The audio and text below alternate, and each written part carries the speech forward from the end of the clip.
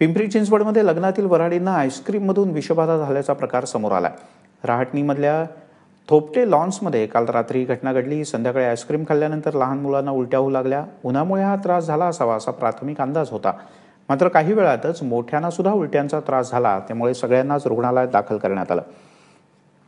एकूण 56 जणांना विषबाधा झाली असून औंध जिल्हा रुग्णालय तसंच YCM रुग्णालयात या सगळ्यांवर उपचार सुरू आहेत। विषबाधा झालेल्यांपैकी 11 महिन्यांच्या मुलाची प्रकृती काहीशी चिंताजनक आहे। वाकड पोलिसांनी कॅटरर्सच्या मालकासह आईस्क्रीम पार्लरवाल्याच्या संदर्भात कारवाईला सुरुवात केली, त्यांना ताब्यात घेतलंय। लग्न होतं आमच्या भावाच्या मुलीचं। त्या लग्नात आम्ही लोक जेवल्याच्या नंतर अर्ध्या घंट्यानी छोट्या मुलांना उलट्या व्हायला लागल्या।